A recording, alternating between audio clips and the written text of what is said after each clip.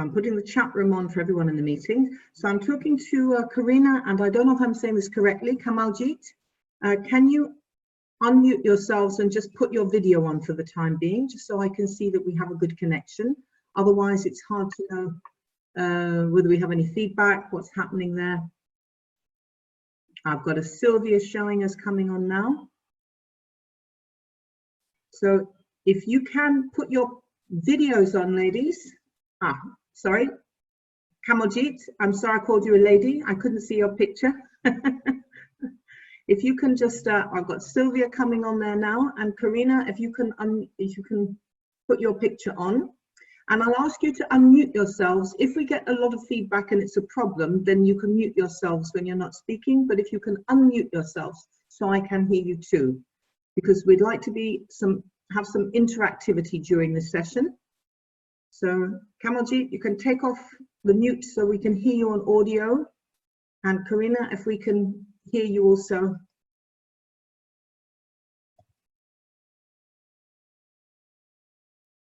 So Sylvia, did we meet before? Did you come on one of my other sessions? I don't think so. I think this is my first time here. Okay, it's not so easy to see because I have just tiny little pictures of you at the top, and I have my screen on large at the moment. So, okay. So I'm just checking. So we have, we have 5 participants at the moment. Okay, so I'm going to get started now because we're a little bit after the time we were supposed to start, and we're just down for an hour or so. I don't know how busy each of you is. I have a little bit of time at the end if we need to go over a little bit, but we're expecting a number more people to join us. So we have a Munira now that's just joining us now. I don't know if you can hear me, Munira, and Shama. So, okay, yeah, there's a few people coming on now. So I'll say again, if you're coming on now just to join us now, hello, good afternoon, everyone. If you can put your video on and your audio on for the moment, because I want to be as interactive as possible. If we get to a certain number, then we may have to go on mute and just have people unmute themselves after they've spoken. But for the time being, we'll ask you to be unmuted so that I can hear you. Did we hear anyone from Algeria as well? This is Mustafa. Hi. Okay, great. At least you've got all the key countries with. Okay. So I've got Shama. I'm going to ask you to unmute yourself. You know, once we actually get going on these things, it's fun, it's quite good. It's just the tedious bit of getting everyone to actually come on and let me know who they are, that they're there, that I can hear from you, okay? Because we're actually going to be, as I said, somewhat interactive. I don't just want to talk at you this afternoon.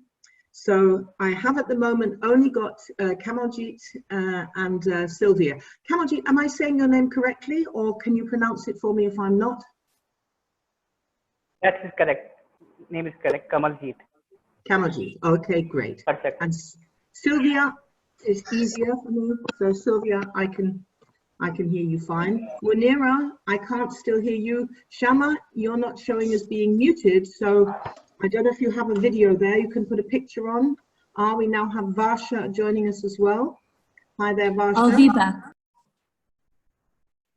Who have we got there? Someone just connecting. Varsha, can you hear me? Yes, I can hear you. You're on twice now. Okay, so, on the FB maybe I'm there. I'll just remove. No, I have no picture of you, but I have your name up twice. That was why I was just asking if you could hear me. I unmuted you. Yeah, now I can. Before I couldn't hear. Okay, so are there 2 of you? No, only one of me. No, okay, there you are, Varsha. Okay, you've just popped up. Munira? Yes, I hear you. You can hear me, great. And we could see, is it Kiara, or do I pronounce it differently? Kira. Kira. Oh, yeah. I know. Hello, Kira. hi. Hi. I had a friend called Kira for a long time, but hers is Chira. And we have Shama there, picture of you, Shama. Very nice. Okay, good. We still have Varsha showing up twice, but no picture. And we have Amina Ashraf. Yeah. I'm not sure why I'm showing twice.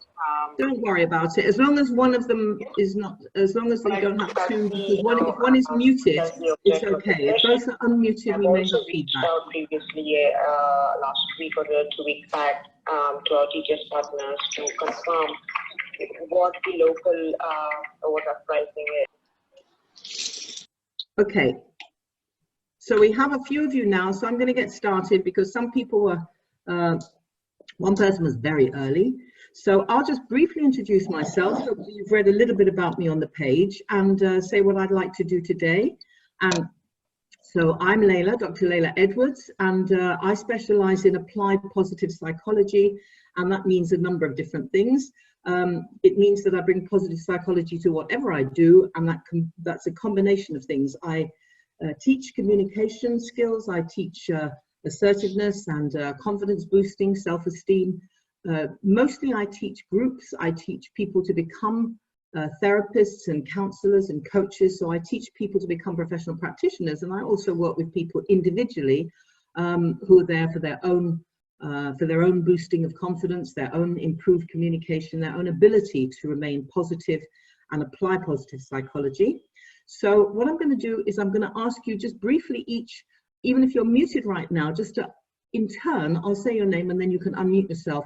If you can just tell your name to us, and also just a brief statement of why you particularly have chosen to join us today for this session on assertiveness and communicating assertively with confidence and self-esteem. So I'm looking to my left. So the first person I'm seeing on my left, because I have you all going across the screen at the top with little boxes, is Sylvia Lobo. So Sylvia, if you unmute yourself and just introduce yourself briefly to what you want to get from this session we have.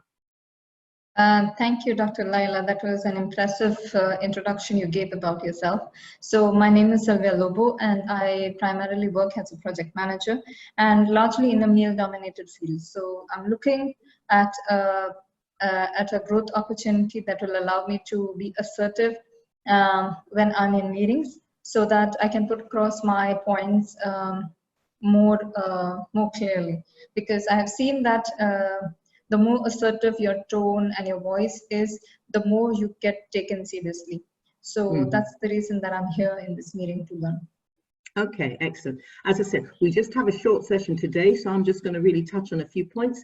Those of you who are really keen and want to really get into some depth and really change your way of communicating, obviously we have the 2-day course that we're running, which we're promoting at the moment, but I'll do the best I can to address some of those issues. What I will say in response to what you've just said is I spent a lot of my time, not so much in the corporate sector, I've done quite a bit of corporate training, but more as a woman in senior management roles in colleges, universities, and so on. And so I can very much identify with being the lone woman, the token woman. And I don't mean I was appointed as a token, but I mean when you find that you're the only woman in a group, very often you become the token because you're not just speaking for yourself, but you're actually speaking as all womankind for some reason. You give us the woman perspective or the female perspective. And that can be very frustrating because you don't say to a man, you know, well, give us the male perspective unless he's the only man in your group, which I have to say when I'm teaching therapists and counselors, mostly it is women. And so the occasional man that's in our group is very much valued, but often we have to make sure that the women don't treat him as a token man, that he just gets to give the male point of view, because we're all individuals. But as you say, sometimes people who stand their ground, express themselves clearly and firmly, do get taken more seriously than people who are perhaps being very nice. And we'll talk more about what the difference is between being assertive and being those other things. Okay, thanks for your intro. So Kira, would you like to introduce yourself? Hi everybody. So I came and joined today because currently at work I would like to go for a promotion, and I would just like that little bit of extra confidence to assert myself. And same as Sylvia, I've seen that in meetings, you know, having that assertive tone coming across, not overly confident, you know, but just on a really good level of it. So I'd like to listen to a few tips and pointers. Okay. Well, you know, many people make the mistake of confusing confidence with bragging, look at me, show off. Actually, you can never have too much confidence, because confidence means feeling good about yourself and having high self-worth and high self-esteem. But, you know, part of that, being assertive, means respecting other people and actually respecting their point of view and their right to express their point of view. So a confident person doesn't need to go around putting other people down or being a bully about it. I think possibly, and again, you can reflect on this, you may or may not agree, but women often do this more because there is an expectation that they'll be nice, they'll be reasonable, they'll be the mom figure, even if they're not the mom. But they're there to be caring towards others.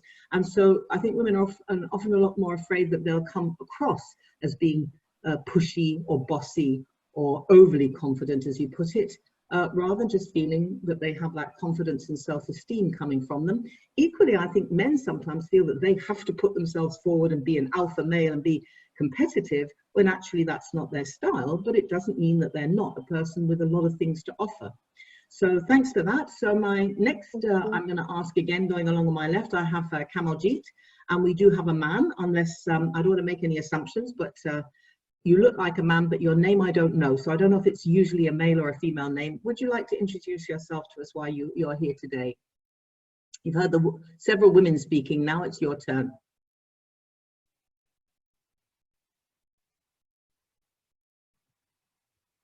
If you can unmute yourself and then speak to us, Kamaljeet.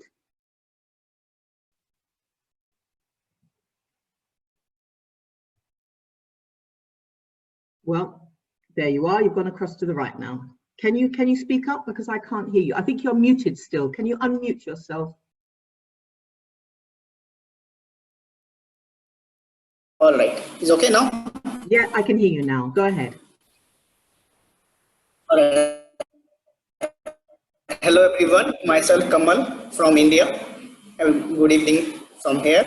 I'm a yoga teacher. I'm a freelance yoga teacher. I have an institute here in India. So my concern and why I'm joining this session. So basically, I'm being difficult to negotiate with the clients and maintain their healthy relationship, the business relationship and the professional relationship. So this connection will not go much deeper, and that communication between them is also goes not so deep.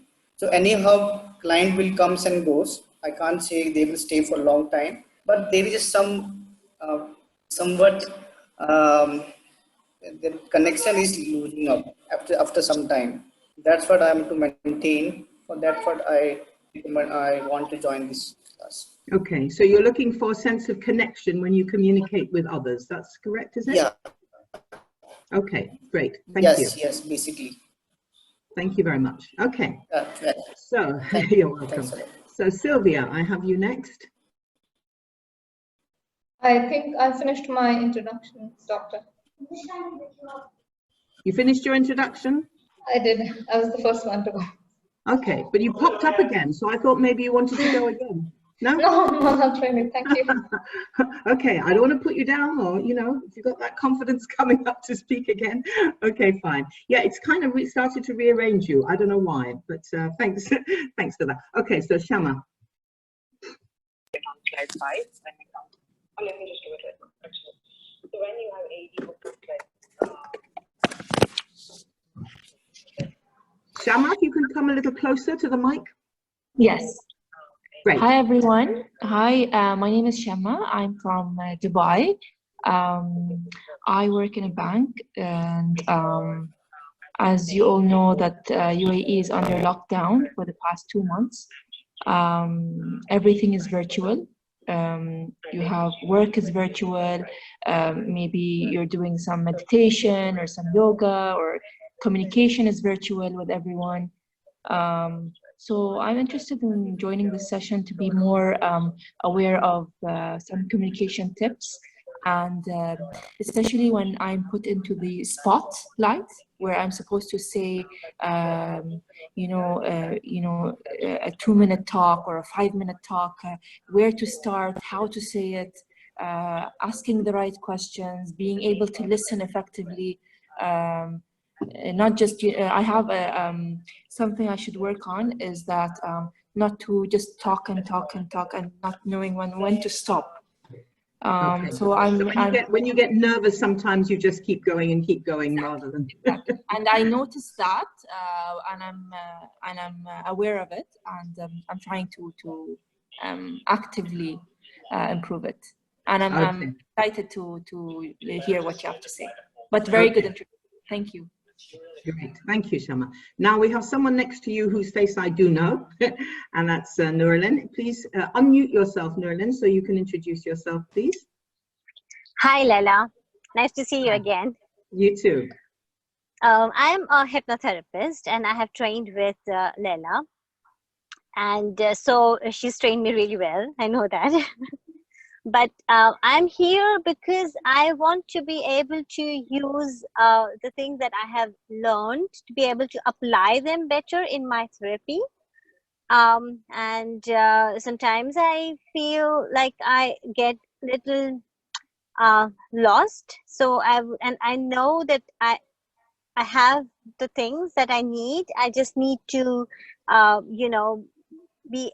feel like I lose confidence, and then I forget and how I should be doing it, and then later on I feel like, oh, this is how I should have thought about it, and this is how what I should have applied. So I think it's going to help me to become better as a therapist. Okay, yeah. Well, as we say, when you're in the field of therapy or coaching or teaching or anything where we're helping others, you always need to apply to yourself. There's no point in giving people theory if you're not actually embodying it, because people will hear blah, blah, blah, blah, blah words, but they're not actually getting it from you. So it's always good to apply to yourself. Absolutely. So thank you, Nurulin.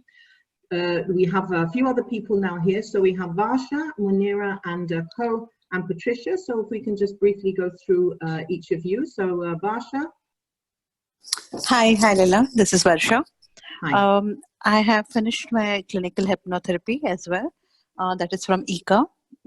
Again, few parts I have done from Illuminations. Sorry to interrupt. Do you have a picture so we can see you or not? Yeah, sure.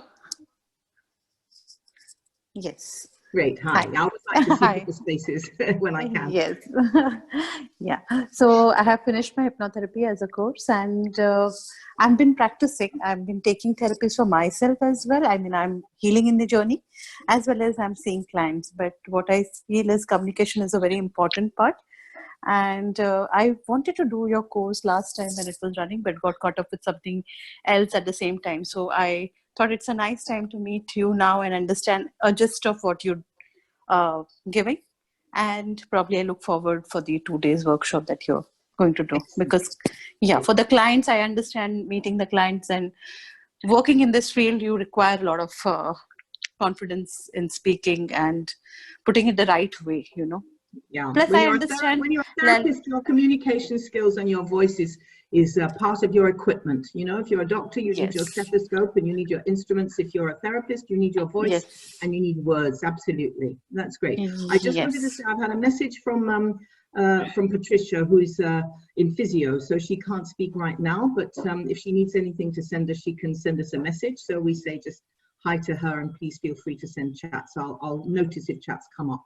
And this also this session is being recorded, so if anyone wants to have a look at it after or misses anything, then you can request, and Illuminations should be able to send you a download on one of those file transfer platforms. Yeah. Okay, you would be briefing us what is the 2 days workshop about in full, right? Yeah, I'll do that towards the end, because obviously we like people to know about the courses, but I'm not here to sell anything. I'm here to add value, hopefully, to people's lives. But I'll say something towards the end about what we actually cover on the 2-day intensive, the boot camp, I like to call it. Okay. Yeah, thank you. All right, so we have Munira. Did you say anything yet? Hi, how are you? Good. Have you a picture? Yeah, I am Munira. No, because I have a beauty mask. I lose my job before 2 years, and in the same day, after 10 minutes, I have a new job. My new job now, I feel I'm lucky, but I feel I lose something. I don't know what is it. The new job, I have a friend, the best friend. I have a new thing in my life. I have peace in my soul.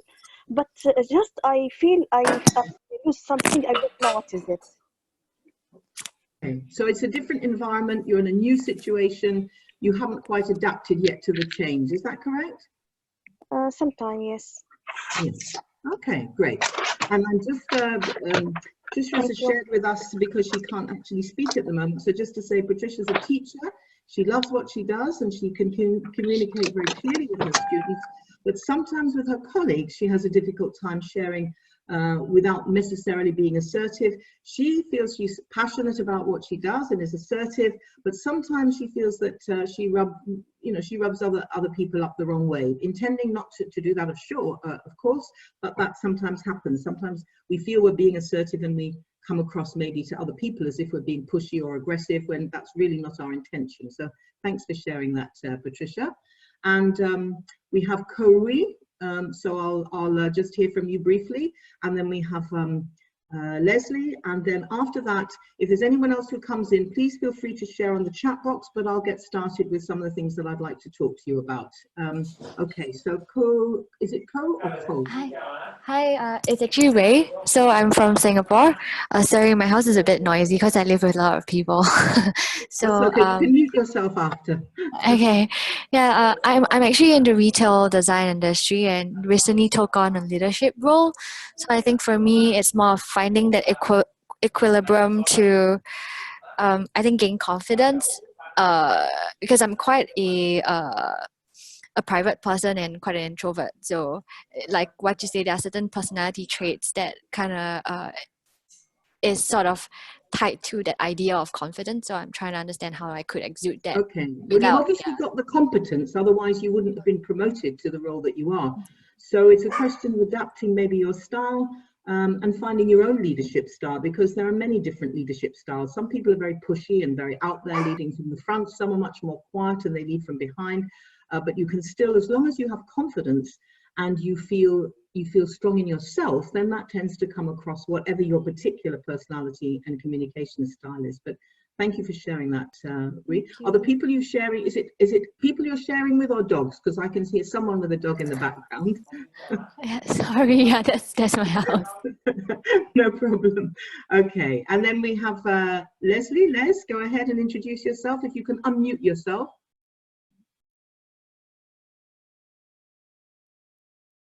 Unmute. Oh, how's that? That's fine. I can hear you now. Hello, Lola. Hi there. How you doing? I'm doing pretty good, considering I've been locked down in Dubai for 2 months. Oh, crazy. Yeah, when can you get out? We don't know yet. We have a flight booked back to Morocco in July, early July, but it's a question of whether that goes ahead or not, because the flights were booked for June that were originally cancelled in March, which is when we had our first ticket cancelled, but we continued to wait, and then they put them up again for July. So we wait to see. It's really outside of our control. One of the things you learn, I think, in terms of being confident is what you can control and what you can't control. And as they say in the old saying, the wisdom to know the difference. When you can't control something, there's no point in stressing about it. So have you come along to join us for anything specific or just out of interest?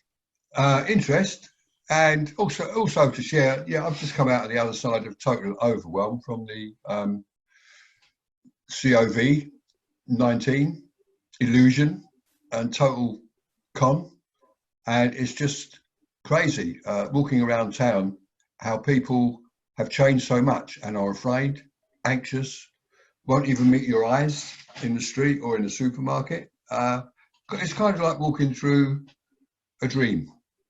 But I'm okay because recovering and back into practicing Tai Chi, Qigong and Wim Hof online, which has been very, very helpful indeed.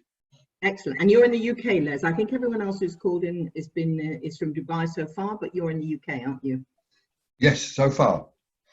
Cannot leave either. No, you wouldn't want to be in Dubai at the moment unless you really like the heat, because it's up. Apparently it's gone up into the 40s now. Not that I've been outside much to see it. Wow, Okay. I see what you mean. Yeah, right. So, No, Mediterranean, that'll be fine. Yeah. Okay, now we've got a couple of other people.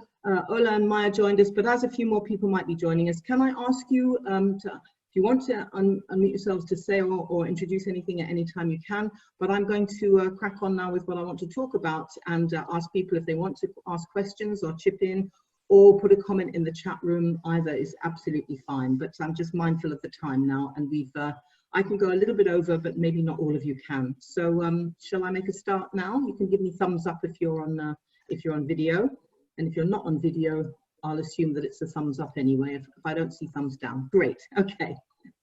All right. So one of the things I wanted to say this afternoon, obviously we have limited time, and to actually teach these skills is why we have 2-day intensives and longer. But when I was first introduced to assertiveness, it was a very long time ago. And at first, you know, I went on a course. I was actually a lecturer in a college at the time. And I found it interesting. I wanted to know a bit more, but I was also a little bit skeptical about how much people can really change their behavior and so on. And I found very quickly that one of the interesting things is that behaviorism in psychology is all about getting responses from people. You know, you probably heard of Pavlov and his dogs. You know, ringing the bell when he feeds the dogs, and the dogs start salivating. And eventually, after they've been given this, what they call a conditioned response, then after a while, they just had to ring the bell, and people would, the dogs would start salivating, even when the people didn't give them the food.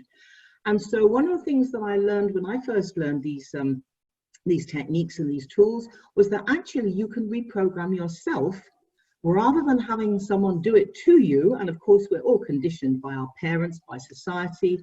Many of the things we believe and we think about ourselves are what we've learned as children.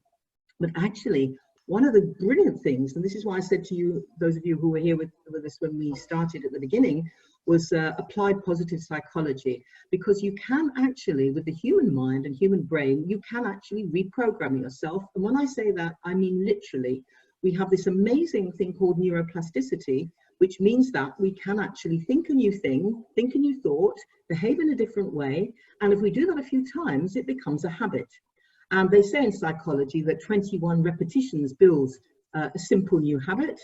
Obviously, some things are much tougher to do. So learning to walk and to talk takes us a few years when we're first born.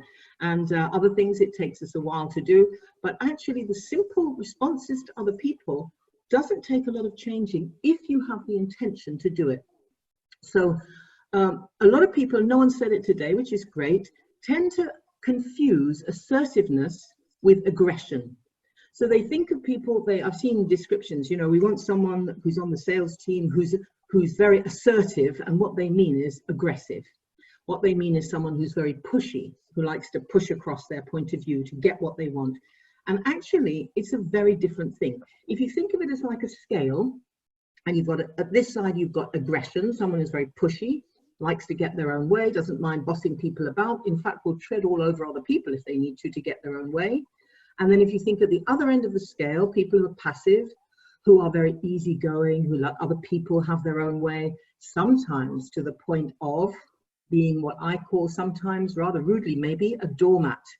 You know, just, you've all left the room and I'm sitting here, and that's okay, don't worry about me, just leave the light off, I'll sit here in the dark. I don't count for very much. So people like that often get trodden all over by the aggressive ones.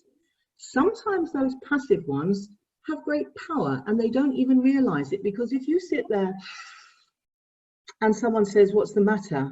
Oh, it's okay. And you don't say anything more. And then they go, well, something's, what's going on? They start running around, finding out what's the matter with you. So it can be in some cases used as quite a powerful thing to refuse to speak, to be silent, to just say, I'm not important, I don't matter. And sometimes you might feel if someone's like that, you might want to just give them a shake and say, hey, respond, come on, be a bit more lively there. So there's also people, and I'm sure, I hope not too many of you are this way, but you never know, but you probably know people who are what we would call passive aggressive or indirect. So they're aggressive, but they wouldn't want you to know that. So they'll smile at you and say, no, there's no problem. If you really think you look good in that, fine. You know? Oh, don't take all your time. There's no rush, Speedy Gonzales. I can just wait here until you bring me my cup of tea and it's completely cold, but that's all right. Or they even get other people to do their dirty work for them. They whisper, they gossip, and then someone else says something. So all of those on that spectrum of communication is not the same as being assertive. And if I can get it to work, I'm just going to attempt now to share with you, to actually bring up something here, which is to share with you a screen, and you can just tell me when that comes up. Hang on, it's right, okay. I might need to do this a couple of times because sometimes to share something, it just take a moment to do. Okay. Now, if you can see, someone unmute themselves to tell me if you can see what I'm trying to share with you now. Can you tell me when you can see an image of some sort here coming up? No, we see you still. You can just see me. Okay, let's try again now. I'm just going to reduce the size of this to see if I can bring up the thing I want to share, which is a document here, and then put that on the screen if I can.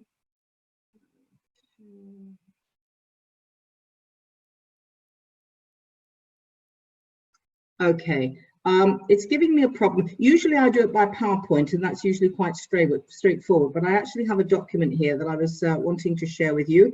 But if I can't share it with you easily, not to worry. What I'll do is I will just, I'll have it there so I can talk to you about what's on it. I just wanted to show you it as an image, but it doesn't really matter too much if I can't get it to come up and share. Okay, now I think this might be doing it. How about that? Got that now? Yes, that's Yes, right. got it. I see it. Yeah. Fantastic. Yeah. Brilliant. Okay. So if we just can look through this this little chart here I've got, okay. If we first of all look at point of view, I think someone might need to mute themselves because I've got some background interference going on. Okay, so here I've got a chart showing the characteristics of the main types of ways that people communicate. Now, I'm not saying that people are always the same way, but very often it's a typical way that they'll behave in a typical day when they're not stopping to think about it or do it on purpose. So the point of view, if we start over on the right side with the non-assertive, indirect aggression. So this is someone who's not being openly aggressive, but you know, I was saying they're a little bit sarcastic, or they get other people to do the work for them. So with their point of view, we would say that they express themselves in a way that other people won't realize that they're actually being competitive or trying to manipulate them to get what they want. So when they're sarcastic, when they say, no, it's all right, but you know, you might want to just think, oh, really, did you think that was so good? Then they're basically being aggressive, but not in an open way. So if we look at people who are being directly aggressive, that's the one in the red next to it, okay? I stand up for my rights, my thoughts, my feelings, my beliefs, but at the expense of other people. I want to get my own way, and my motivating force is to win no matter what. I want to win. So these are the very competitive people, and they don't care who they shove out of the way to actually get to where they want to. Now, some people think, well, that's not very nice. I don't want to behave like that. So they take a more passive role. And if you see the passive one, that's in the pale blue. I fail to express my thoughts and feelings and beliefs. And if I do say anything, I'm sorry, I don't like to interrupt, or I don't want to impose, or that's okay, you know, I'll go along with the rest of you. This is a passive way of behaving, and people like that don't tend to get what they want. There's a very famous lady who was the mother of modern family therapy. I don't know if any of you who have studied psychology, some of you are hypnotherapists, may have heard of her, Virginia Satir. If you've studied NLP, neuro-linguistic programming, you might have heard of her because she's one of the therapists that NLP was based on. And she said, this is what we call a placator. You know, please, it's as if they're on their knees, emotionally and mentally. Please don't be angry with me. Please don't get upset. Whereas the aggressive person is what she calls the blamer, the pointer. And the non-assertive, the indirect, it's like, no, I'm not really involved in all this. You know, I've seen kids back in the day, the kids used to go like this. And if you see this, talk to the hand. And I was talking to one of my daughters about this, who's very much an adult herself, and she works in the same field. And she said, oh, Mum, you're so out of date now, talk to the hand. And I said, what is it now? And she said, it's this. And I said, what? Talk to the elbow? And she said, yeah, because you talk to the elbow. And I said, why? And she said, because you're not worth the extension. So this kind of attitude, like, really, I don't want to get involved, I'm not going to play, that goes along with this not being assertive, but not getting involved. Over on the left there, you have the assertive person, very straightforward. I'll stand up for my personal rights. I'll express what I feel, but I do it without violating other people's rights. I'm not going to put you down. I do want to express myself, give my point of view, but I'm not going to do it at your expense. And so it's why we sometimes call it a win-win attitude. And those of you who've studied some psychology will know this as being congruent, when it means that you're actually expressing what you really think and feel. You're not putting it through a whole bunch of filters and masks that you put on.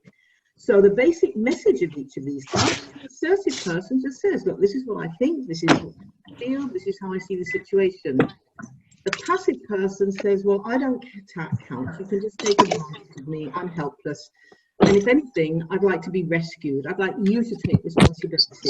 So this, as I said, might seem like, oh, you're being a nice person, but also sometimes it can be a very irritating way to be, because other people feel, oh, they have to make the decisions.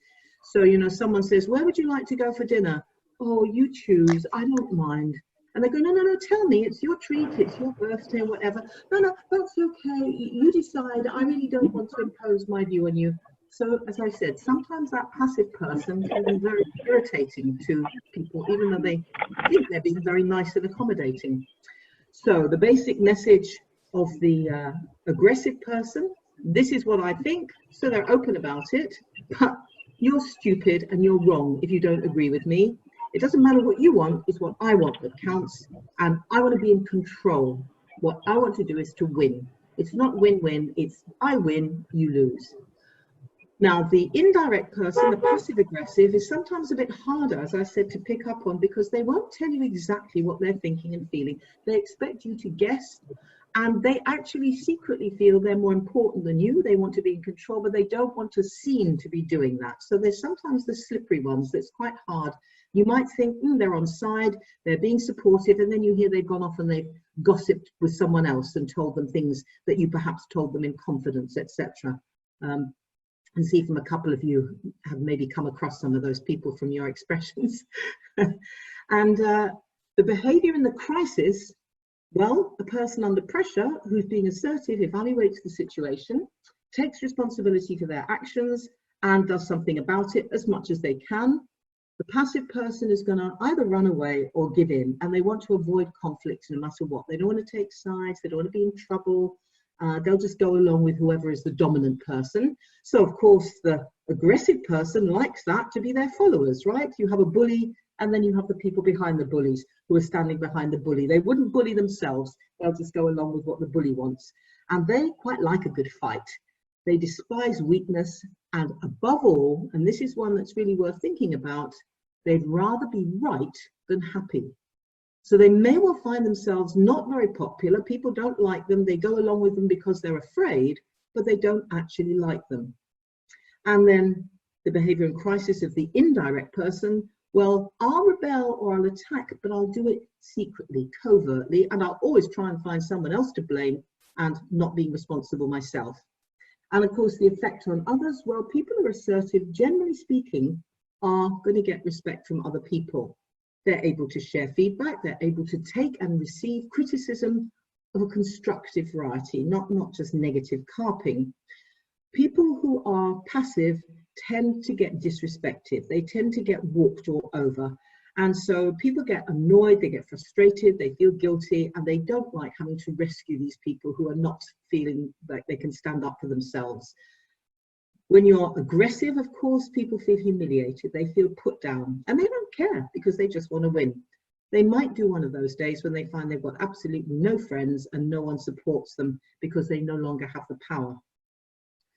The indirect or the passive aggressive call other people to feel confused, frustrated, and manipulated, but it's not their fault, it's other people's fault. Now, the goal in all this, as I said, for the assertive person is to have a win-win all round, to respect other people. And here's the key words of being assertive: direct, clear, and honest in your communication. respecting others, expecting to be treated with respect, and requiring people to treat them with respect, to stand their ground, but prepared to negotiate and to compromise where it's necessary. Sometimes there's things you won't be willing to negotiate about, but there are many things that you are. The passive person's goal is just to keep everyone else happy, to avoid conflict and not to take responsibility. And the aggressive person wants to get their own way, no matter what. They'll use whatever means they have to get it, and they'll put other people down and weaken them and not care about it. And if you look at politics and you look at people who run the world, many of the leaders, you can see it's not too difficult to recognize some of the people who get to be dictators, who get to be telling other people what to do. But even if you look locally, even at low-level occupations, we have a saying in the UK, and I think probably most countries and languages have their own version. We call it a little Hitler or a job's worth. So someone who may be in a low position, but they like to use what power they have. So if they can stop you going in to see someone as a receptionist, or if they can give you a parking ticket for some reason, they quite like the fact that they have the power, even if it's at that low level in society, not necessarily a dictator or a general of an army. And as I said, with the indirect person, their goal is to win. They don't want to be seen as competitive, but they still want to win, but they want to do it in a manipulative way. So just give me a thumbs up if that makes sense to you about different styles that people might have. Any questions anybody got? Yes, hello? Yes. Yeah. Yeah, how are you, doctor? I'm fine, thank you. Do you have a question? Yeah, I have a question. Okay. How can I know which personality is mine? Are you? Yeah, how can I know? Well, there's two things you can do in any situation. Yeah, there's two things you can do. You can self-reflect. You can actually think about your intentions and what it is that you want and be honest with yourself. The other thing you can do is ask other people, and you don't even have to ask necessarily verbally, just watch them. Look at their faces. When you start saying, hey, we need to do this, that, and the other, look and see, do people make eye contact back with you? They listen, they nod, they smile maybe, or do you see that look of, that's the look of fear, by the way. I'm exaggerating it so you can see it clearly. Okay, so I'm gonna. You can see me, by the way? You can see me? Not at the moment because I'm having to scroll down. Yeah, okay. Okay. Yeah, okay. Yeah, carry on. Kamal?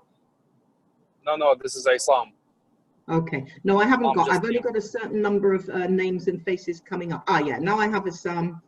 I'm just going down again. Yeah, I can see you now. Are you driving? Yeah, I'm driving.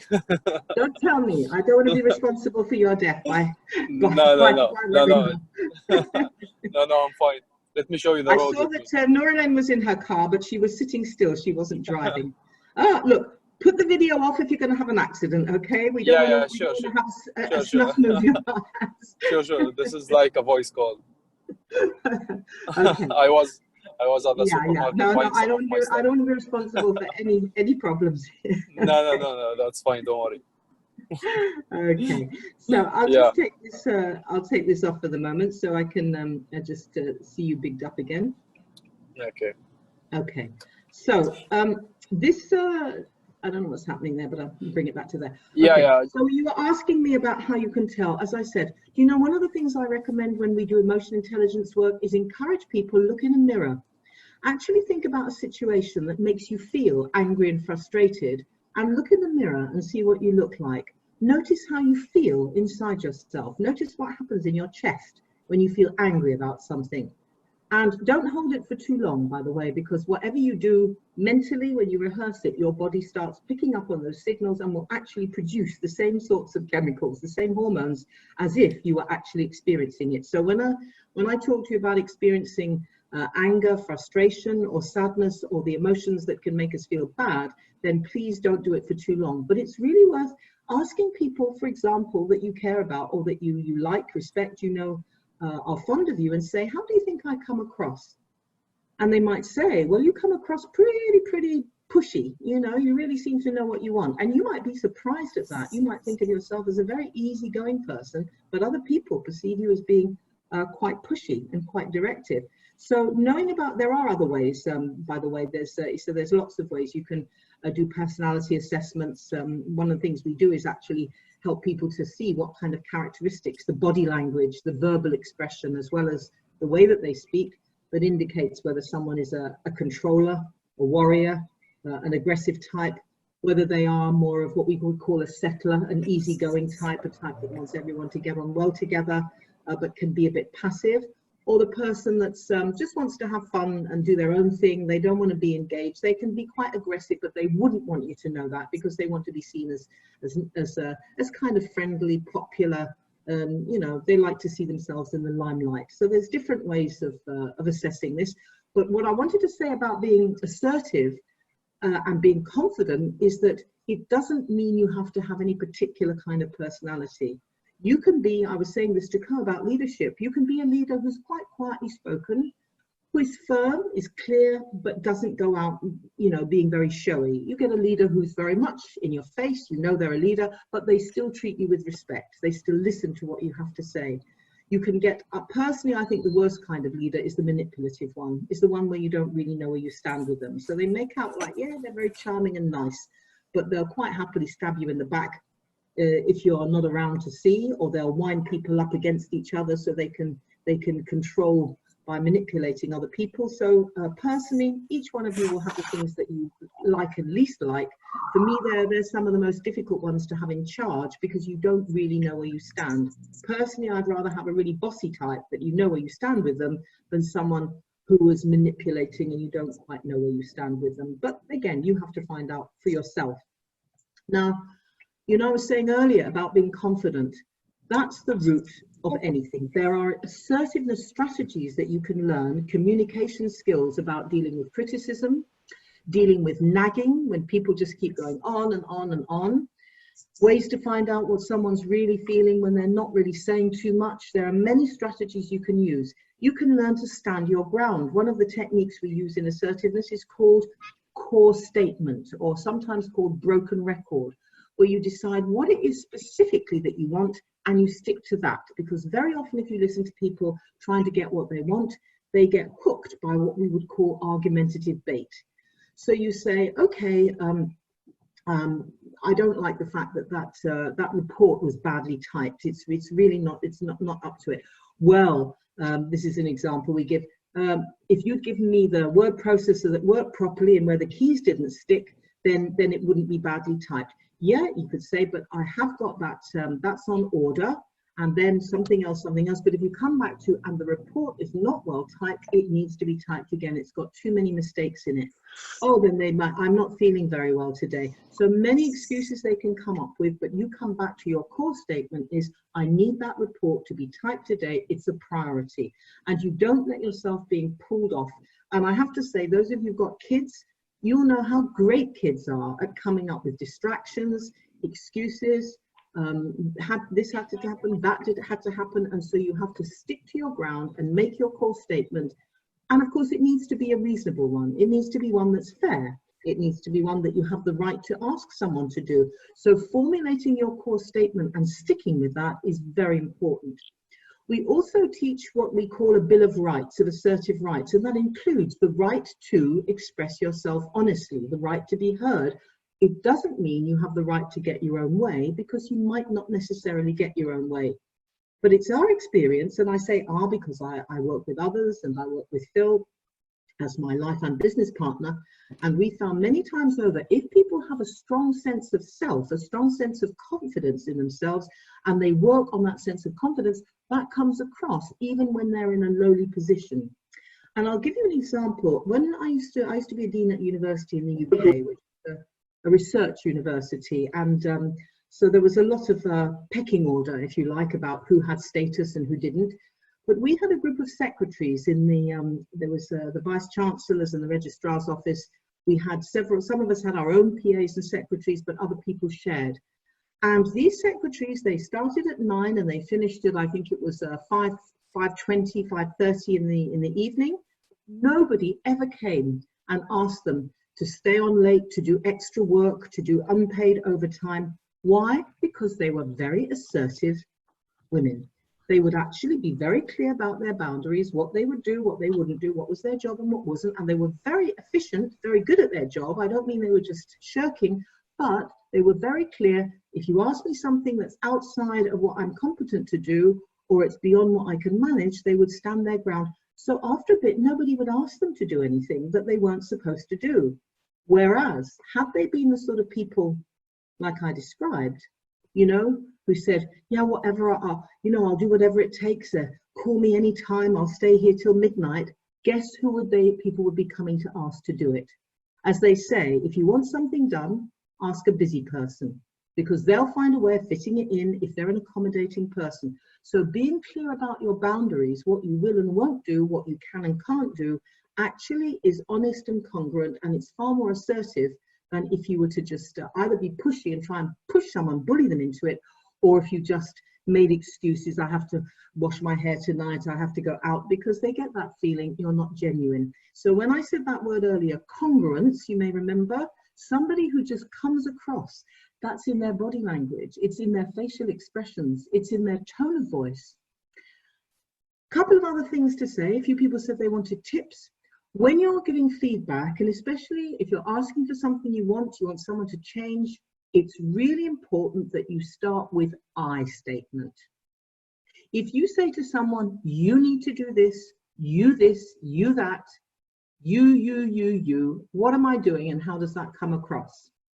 Anyone want to unmute themselves and give me feedback? If I go, you need to do this, you need to do that. You need to bring It's that. like you're kind of persuading the other person to be your slave. Do what I tell you, or else there's going to be a consequence. Yeah. You're belittling the other person, and it demotivates the other person to do what you're asking them to do. Absolutely. That finger, as soon as you even do a finger, it goes with blame, right? Even though you're not saying I blame you, your finger is pointing in your direction, it's you. And as soon as people hear the word you from someone else, they get immediately defensive, as you said quite rightly. You're pointing the finger at me. I'm not responsible. I'm not going to get involved. So immediately now you have a standoff. You have not two people cooperating, but someone who's feeling blamed or put down by the other person. So when we're being assertive in our communication, the first thing is to say I. So even if you're annoyed or the person hasn't done what they're supposed to do, saying, I would like it if, or I feel concerned about, or I'm upset by, then immediately you're doing what we call owning the feeling, owning the experience. So you're saying, this is how I feel. That's being congruent, right? It's being true to yourself. And then you state what it is that you want. If you've made an agreement, say, I don't know, say it's your, say it's someone that you share with, and you have a rota and you're washing up every other night, and they skip their night and then they skipped it again, and they always have excuses, right? And you want to sit down and talk to them about that. Now, instead of going, you didn't do the washing up, you didn't keep your part of the bargain, and then they get defensive and, well, I have this to do and you don't understand, but you say, I don't think it's fair. I feel upset that I've had to wash up 3 nights in a row. I don't like that. You're owning your feelings, right? So where they may or may not like the fact that they've got to do their share, but you're saying, this is how I feel. And then you then point out, I understood that we had an agreement. We made an agreement that we would wash up alternately. And if you don't want to wash up on your night, perhaps if you came and asked me or said to me, it's difficult for me and we swapped our nights or something, so then you're offering a potential compromise or solution. So do you see what I'm saying? You may not get everything you want just like that, but by saying this is what I'd like, this is what I would ask you to do, and then what about this? Would it be fair if? How do you feel it? Now, if you're dealing with just a straightforward, obnoxious bully and they say, well, tough, then obviously you're not going to get very far. But most people are not going to be that extreme, right? And especially in the workplace or situations where people are expected to play the game, at least socially. So you're more likely to get them to agree, even if they're not really happy about it, but they accept that it's reasonable what you're saying to them. Does that make sense? Okay. So would anybody like to share an example of someone that they don't quite know how to communicate with them? They find them very difficult, and maybe they fit in one of those categories we were looking at. Anyone like to share? I can share. Basha, go ahead. Yeah.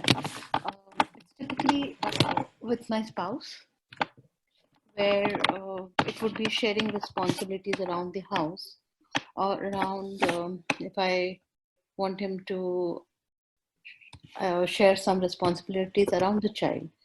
So there is where I'm finding it difficult to get any positive response from him. Okay, so my first question is, do you have an agreement in place between you already about whose role is what and who takes responsibility for what? I did have requested that this is 5 areas you can pick and choose, but I don't see an initiative. Okay, so this is a one-way street, we would say, in terms of the communication, right? So here's 5 areas I would like you to do. So when you start out with a standoff, with a situation where things aren't going the way you want, one of the best things you can do is to first of all choose a neutral situation. You don't do it when you're in the middle of stress or when they've just come back from work or someone's just feeling unwell, but you make a time and a space to sit down. And by the way, you don't do it over dinner, because if someone gets upset and things don't go well, then the horrible churning, you get your stomach upset or whatever, you feel sick. So no, but a neutral place where you can sit down and you can call them, you can say, I'd like to have a discussion about, for example, talk about responsibilities in parenting. Now, in terms of communication, what do people like to hear? They like to have positive feedback. So the first thing you do, if you can, I mean, if they're absolutely no hoper, you can't save them, you probably need to get a divorce, okay? But assuming there's some good material there, then you start out with the situation. Okay, I know that you love your family and kids. I know you work really hard to support us, and that's great. There are a few things I'd like to talk about so we can both feel that we've got our responsibility clear as parents, and it's a fair deal between the two of us. So we really appreciate each other and can do the best that we can do in the situation that we've got. How about that? Can we talk about that? See, immediately now, you're giving them some positive feedback.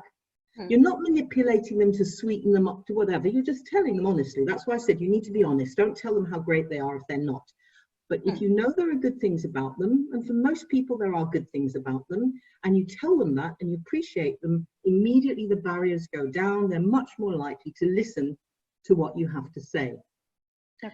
And you might say, there's probably things that you said you had your 5 areas. There's probably a few areas that your spouse has got. And again, if you're going to get into this, you have to be prepared to sit down and have cards on the table. So if you said, for example, when we have that discussion, I'd like you to put down what it is that you most want from the family, from me, from our situation, from the kids. I'll do the same. Then we can compare notes, because guess what? Mostly if you've got the basis of a good relationship, you'll find there's a lot of notes that you've got that are in common. So you can agree those. You start with an agreement, and in NLP we call that a yes set, for those of you who are into NLP and communication, which it very much fits very nicely with assertiveness. So you say, okay, we've agreed on this, this and this, fantastic. Now, let's look at those other areas. I notice I've got several things there on my list that aren't on yours, and you've got things on your list that aren't on mine. Shall we take them one at a time? And then we start working through, and if we can see there's like 10 things on your list and only 1 or 2 on his, probably best to agree that you can each have the same number of things on your list, and maybe you come back another time to address the others. So prioritize what are the most important things to you, and then you talk about why it's important to you, I statement, to have certain needs of yours met, and ask them, tell me now what's really important to you. And while they're speaking, what do you do? Provide a listening ear. Yeah. Yes. Turn on the ears and you zip up the mouth and you listen and you watch and you notice. And if you're, let's say, those of you 1 or 2 have nodded, the NLPers, if you have NLP skills, you watch what their eyes are doing, you watch the way that they're moving, you watch their breathing. But I think you said you've trained in hypnotherapy, so you've probably done some NLP as well. So just observe which things clearly are relaxing for your partner and which things make them tense up. So go for the things where they're relaxing, where you can get an agreement. So you're constantly looking for the agreements that you can get and not for the disagreements. And then, frankly, again, you're talking about a husband, so hopefully there is good intention there. But if it was a work colleague, for example, who you're pretty sure is out to get you, who wants your job or whatever it is, then at least you know where you stand, and at least you know where they're playing the games and where you need to defend yourself and not. And I mean, I think it's important with each relationship that you look at what's the power relationship there, what are the pros and cons. I often have women rather than men, not, you know, I have had many male clients in the past, but women often come to me saying, I feel I've got no power because he's got the economic power. He's the one with the job, or he's the one who controls the finances.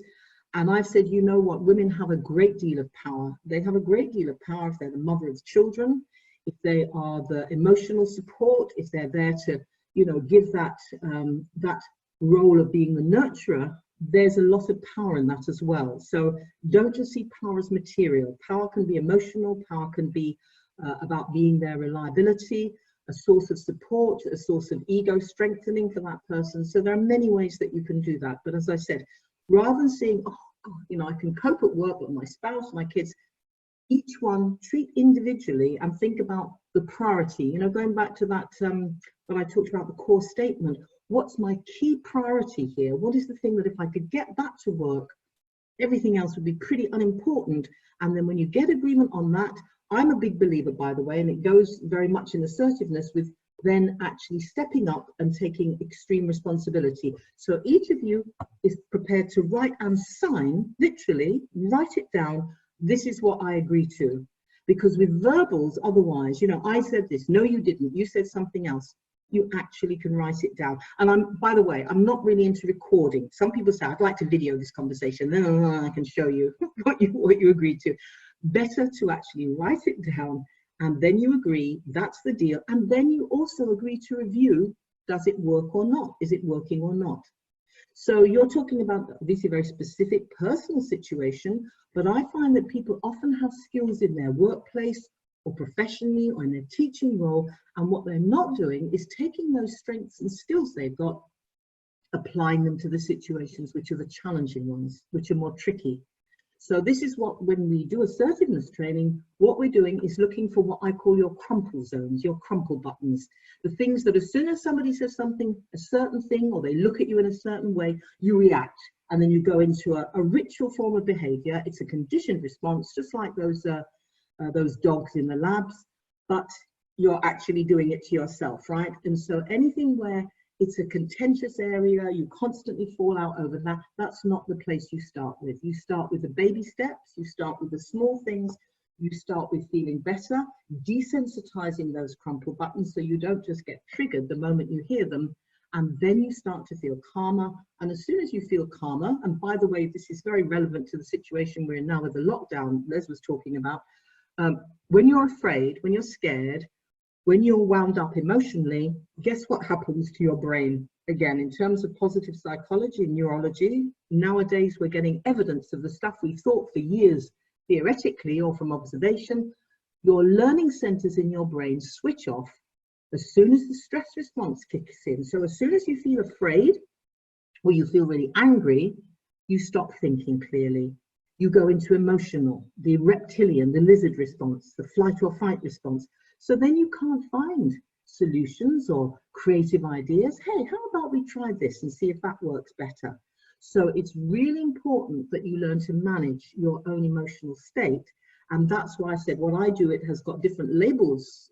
Many of the courses I run sound different, but the core to it is understanding how the human psyche works, how the mind-body works as a team, if you like, how the stress response kicks in, knocks out our learning centers, stops us being able to think rationally and clearly, and how we can use our conscious mind to actually work in partnership. And again, those of you who are hypnotherapists will know this very well, to get the conscious and the unconscious mind to work together so that you're actually getting results that you want, that are achievable, that are doable. And guess what? I mean, they have this, don't they, nowadays? It came in fairly recently, but they now say a happy wife is a happy life, right? And you can add, I'm sure there are things that rhyme with husband or kids or whatever, put the wife on, they say happy wife, happy life. You remember I said earlier on, the assertive type is not the same as the aggressive, because the aggressive is saying, win at all costs.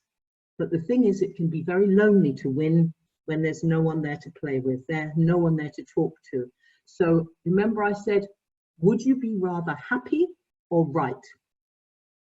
So there are certain things in life where you need to say, these are my values, and I'm not prepared to step out of those. But most of life is not about those core values being questioned, is it? It's about compromise on, shall we go here or there? Shall I do this or shall you do that? Will I stay till then or will I stay till then? So most of life is actually in between those extremes of yes and no. It's somewhere in between. So assertiveness means knowing where those core areas are, where it's absolutely my values, but also then where am I prepared to come and communicate? And it's a series of techniques for rehearsing, so that you can understand the other person better, so that they can understand you, and you can find ways of finding a place where everyone can get enough of what they want, that we have that Venn diagram overlap, you know, that I can live with this. So those are a few tips.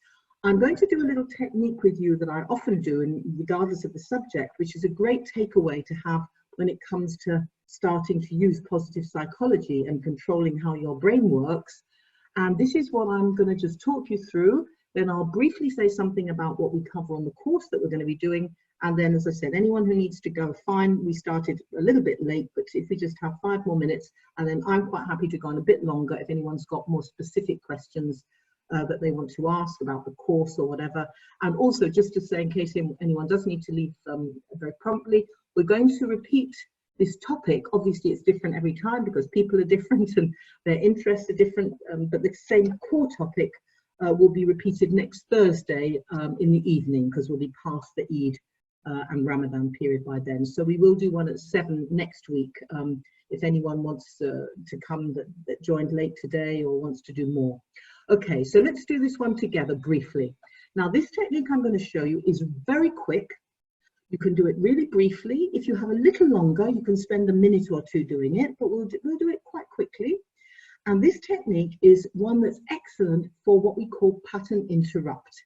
It's to stop you when your brain is going around and around and around. It's great when you're multitasking and you just feel, oh, I can't handle it. It's great when you find yourself starting to get wound up and starting to get emotional in your reactions. It's great when you just feel a sense of exhaustion or overwhelm. There are so many times that it's a useful technique to do, but here's the thing. The more you rehearse this when you're not under stress, the more effective it is when you are under stress. If you wait till you're really stressed, then it's unlikely. If you haven't built it as a pattern, as a new program of behavior, it might not be so effective. So do practice this regularly and often. I'm going to ask you to do it as a closed eye exercise, but you can do it with your eyes open, in a meeting, anywhere you like, once you've got the hang of it. Very simple. So for the moment now, I'll just ask you all to just close your eyes down for a moment. And if you're holding anything or you've got your arms or legs crossed, just uncross them for a moment, simply because when you cross anything at all, it gives a certain amount of muscular tension. And if your eyes are open, it means, if you can see me, it means your eyes are still open. So allow your eyes to close, because I'll keep talking to you while your eyes are closed down for the moment. Okay, so just allow your eyes to close down. The only reason I'm asking you to close your eyes is because you don't get distracted then by what's going on around you.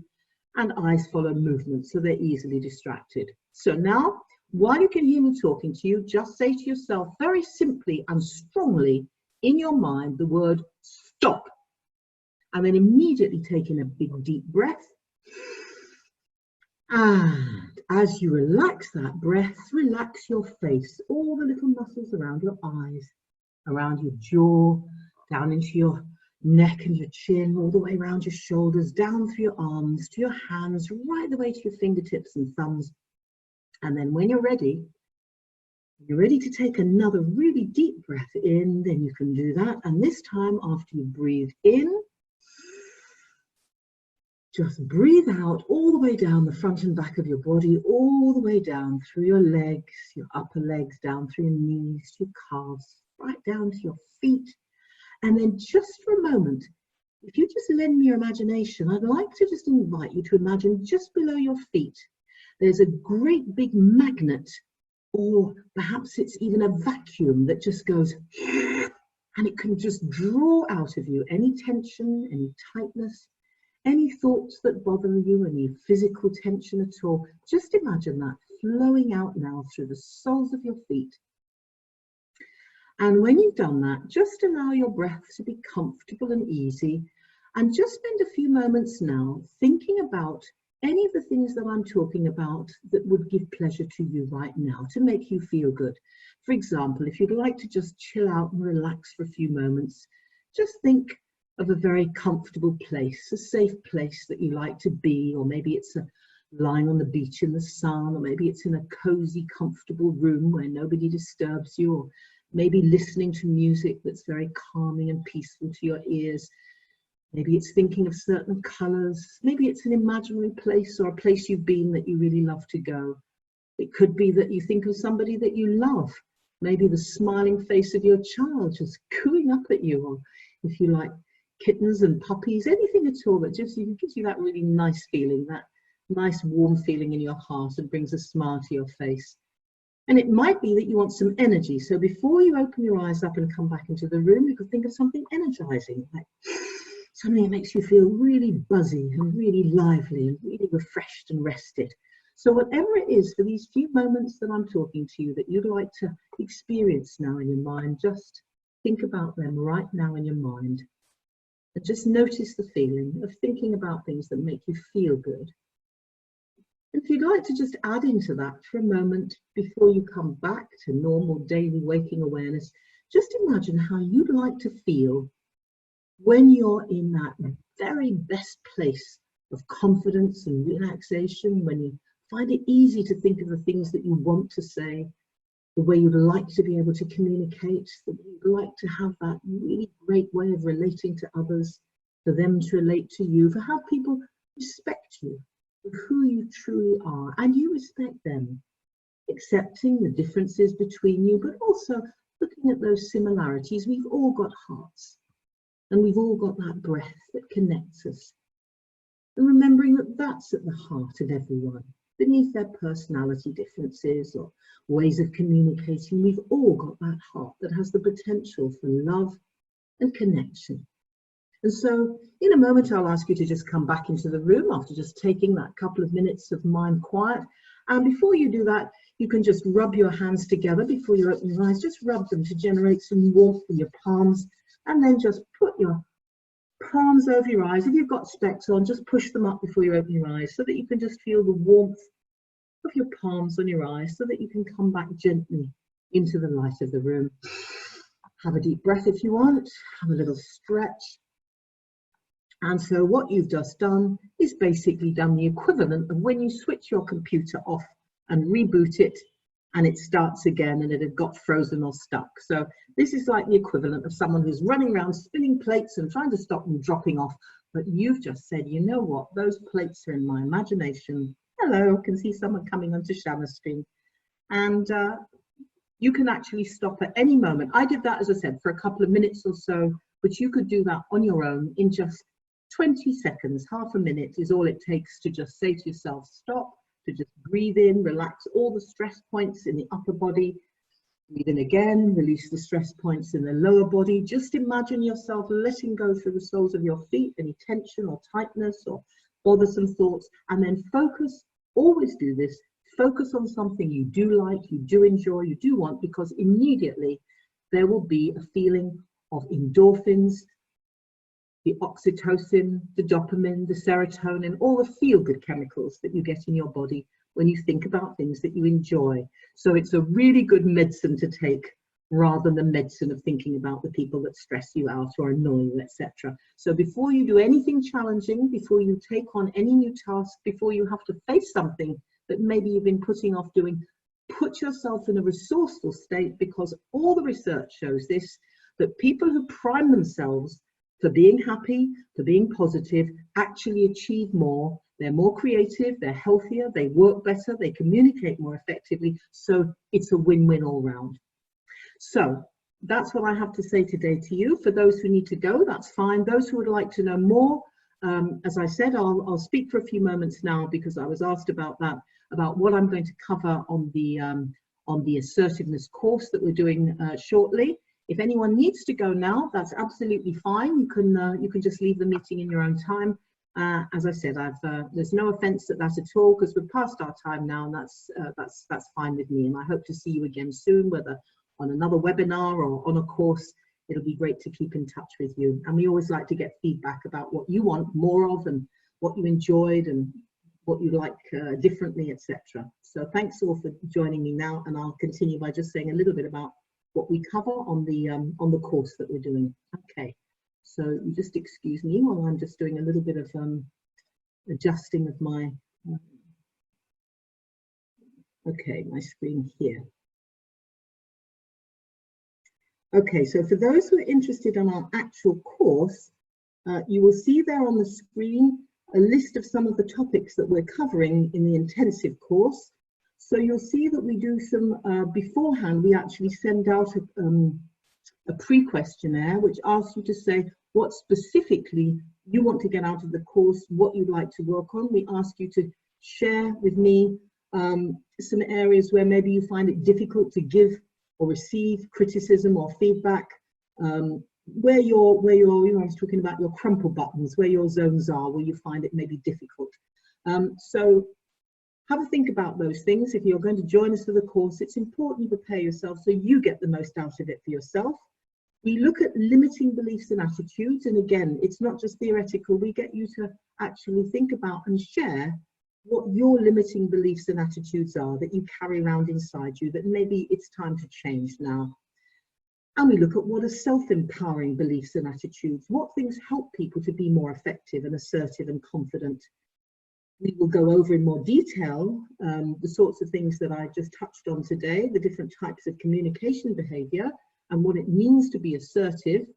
We practice, you remember I talked about the broken record and the core statement, so we'll do some practice on that, some role plays, and we look at some things that you can do in your own time to go away with. Some of it you might do on the same evening of the first day. And we also look at how the mind works. You know, I mentioned neuroplasticity, the way that the brain functions. So we're not going to go into in-depth, overwhelming with anatomy and physiology, but just so you know the basics of how the mind works, how thoughts and feelings tend to connect with behavior. We look at specific negatives and positives, how to create really good affirmations and how to use affirmations to also capture your resistance to some of the affirmations, the positive statements that you might try to program yourself with. We look at treasure maps, goal setting. Some people call them vision boards. So we'll look at, if any of you've got those, I'll ask you to share them on the course. And we look at refusing requests, saying no, how to stand your ground in an assertive way that doesn't get into an argument or put other people down, but stands your ground, and giving and receiving both positive and negative feedback, because sometimes you need to be critical, but you want to do it in a way that's most likely to be heard. And also, some people find it very difficult to give or receive praise and positive feedback. And there is some interesting psychological research that I can share with you, particularly those of you who've got kids, about the best way to give feedback, not only to grown-ups, but to children in ways that actually makes them more confident, better learners, enjoy the challenges of life. We look at fogging, which is a great technique for getting out of a situation which is building up to an argument and you don't want to participate and get into a Barney and argy-bargy. We look at dealing with anger, some of the best strategies for dealing with anger and different kinds of anger that you experience and that other people might show towards you.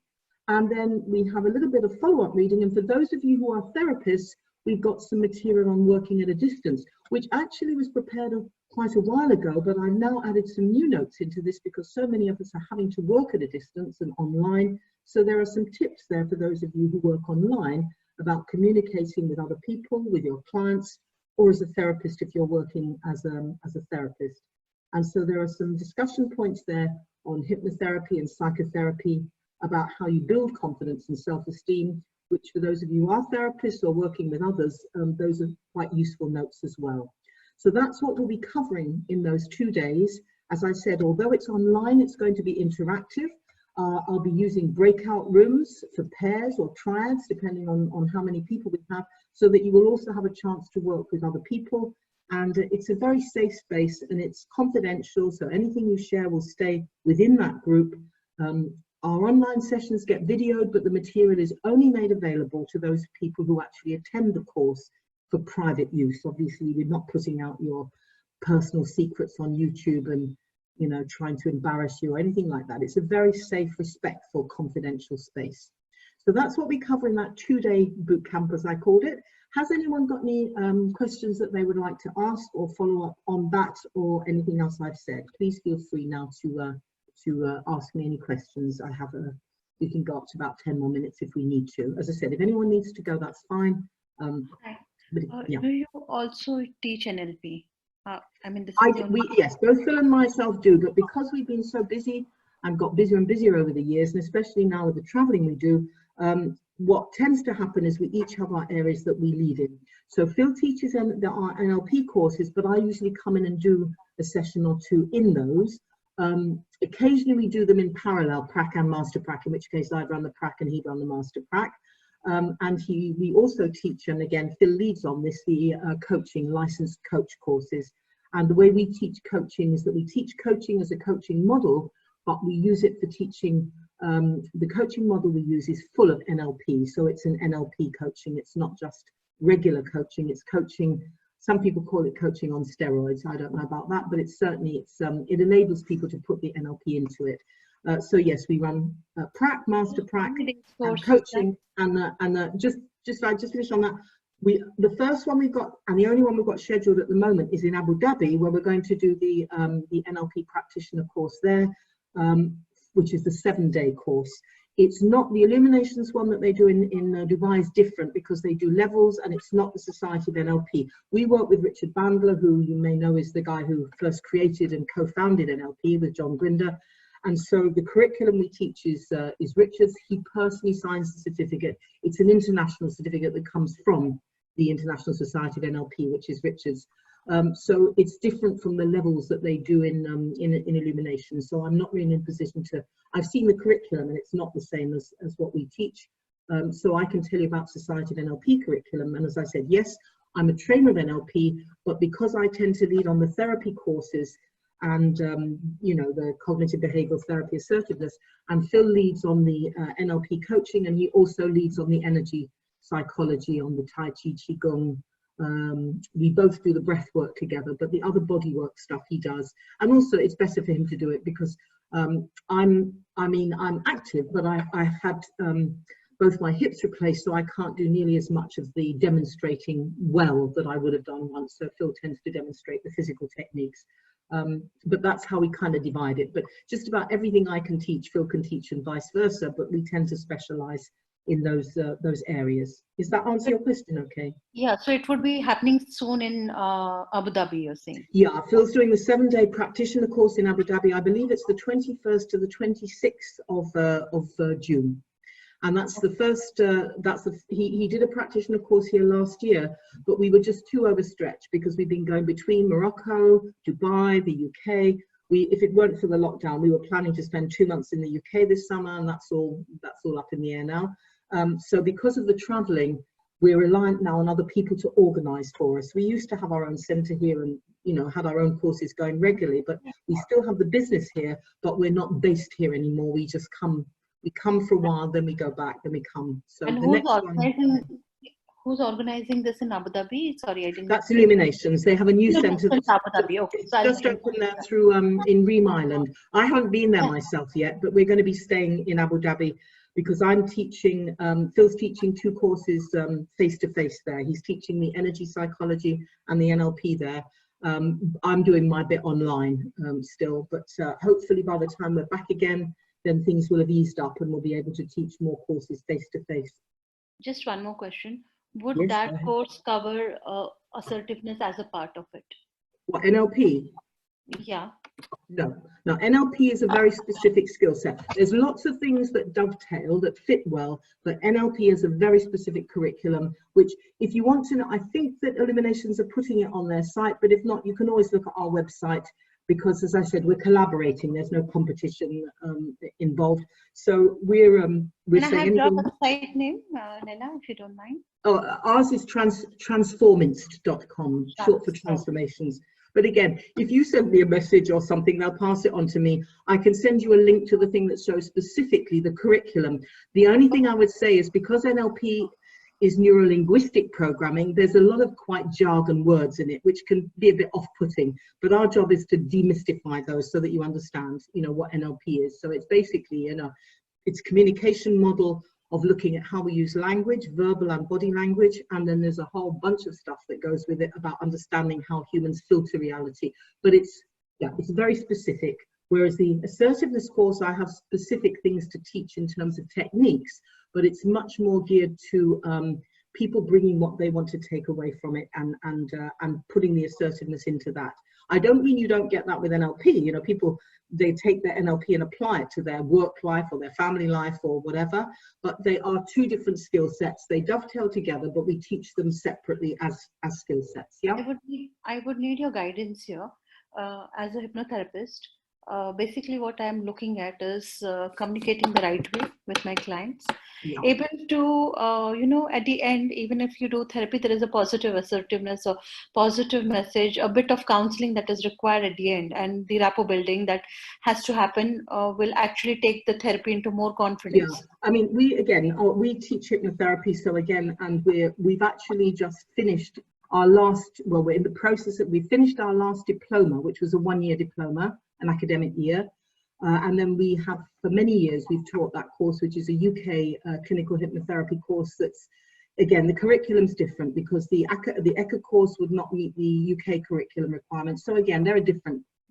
Yeah, but you have to look around the skills, which is. But if you look at what I'm just saying from what I've seen, for example, the course that we teach, that covers the hypnotherapy also covers counseling skills and the basics of psychotherapy. And then there's been a second year, which we're in the middle of the last one now, of advanced diploma, looking at transaction analysis, cognitive behavioral therapy, all sorts of different therapeutic modalities that can be used with hypnotherapy.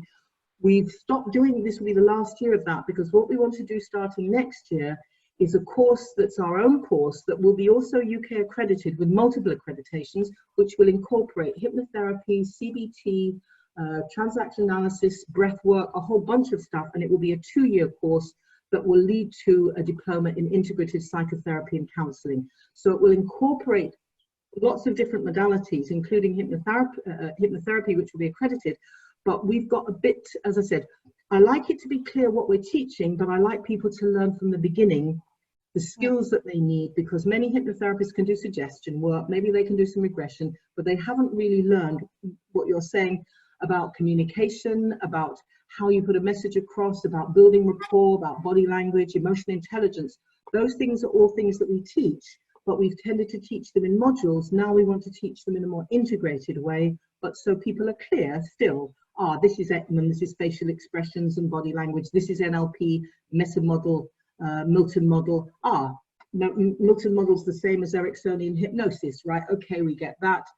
Energy work, EFT and tapping, yeah, but also sometimes it's breathing in different ways. That comes from Chinese yoga, Taoist yoga. So we want people to be able to do a lot of things, put them together, but also know where they came from, because we meet a lot of people, and I'm not going to name any names or be unprofessional, where people come and they'll say something like, oh, I've done NLP, that's the tapping, isn't it? We go, no, that's not NLP, that's EFT, that's emotional freedom techniques. Or they'll say, oh, I know that technique, I learned that in theta healing and access bars, and you go, well, hang on, that's an Aikido technique. I mean, if they work and you put them together, fine, but we like people to understand, because there, for example, the chakra system is different in yoga and in Hinduism than the Chinese yoga system, which actually works on the 5-star key and the organs and the 5 elements theory. So they have some overlaps, but they're different as well. So people need to understand, you know, in some systems there are 8 chakras, in some there are 7, in some there are 3. So we like our students to have a good idea of where things come from, so that they can make sense of them and then put them together in ways that are effective for their clients, so that they can do a really good job for their clients. Because if you ask me when I'm working with an individual, you know, oh, you're doing CBT there, you're doing NLP, I'd have to stop and think about it, right? Because I'm not teaching, when I'm teaching the subjects, I'm teaching the subjects, but when I'm working with a client, all of this comes in, and I'll switch from whatever to whatever, depending on what that client needs. So we like to say we're training integrative, eclectic therapists who can use a whole bunch of different techniques from different modalities that are most effective for their clients. You know, as you know, some clients don't want to close their eyes. So fine, you don't need to be able to have to do an induction, close your eyes, lie back, count down, do a deepener, da da da. That's fine for the people who like that, but the people who, I don't want to be into hypnosis, thank you very much, that's fine. So you can just sit comfortably on your chair and feel your feet on the floor and feel yourself relaxing while we're just talking about this. No, you don't have to be in hypnosis. This is just the relaxation response. So you can switch to different ways of working depending on the person you're working with. So yes, this is what we're doing. And personally, I think it takes at least a couple of years to get to be a really good, effective therapist. Coaching is different. You can learn to do coaching much faster than you can with therapy. And we quite like it when the people we train do both, where they come out at the end as a therapist and a coach, and they can work with people who think there's something wrong with them, which is therapy, or they can work with people who want to do even better and get to be more empowered and more effective, which is coaching. So we like it if people can do the whole range from one to the other. Thank you so much. Can I have your number, Dr. Leila? Yeah, what I'll do is should I put it in the chat room for you? Where are we? Okay, and as I said, everything we're doing, oh, it's not coming up with the chat. Oh, there it is. Okay, chat. So everything we're doing, 4, 5, 6, 1, 3 at the moment, as I said, is through Illuminations. So you can actually look on their calendar, but if you want me to tell you what's happening when and get them to send you any events that we're doing, because we will be doing plenty online over the next few months, as you can imagine. So yeah. Basically, because I have already finished my course for hypnotherapy, I would like to add on the other skills that you mentioned. So probably if you can recommend which courses I can do along with you all. Yeah, well, as I said, for the moment, the only ones we have for sure in the diary are the Assertiveness 2-day one in early June. Then there's a CBT course, which is, we have 2 parts to that, and we're doing the first part. I mean, they're independent of each other, but there's extra that you can do. But we're doing the CBT for, which is a CBT qualification, plus also the psychology of depression, grieving and loss. That's an intensive 2 days that we're doing in June, on the Thursday evening and all day Friday and Saturday. Again, that's in the Illuminations calendar. And then the NLP course, the 7-dayer, that's 21st to 27th of June, but that is in Abu Dhabi. The other ones are online, but the NLP one is in Abu Dhabi.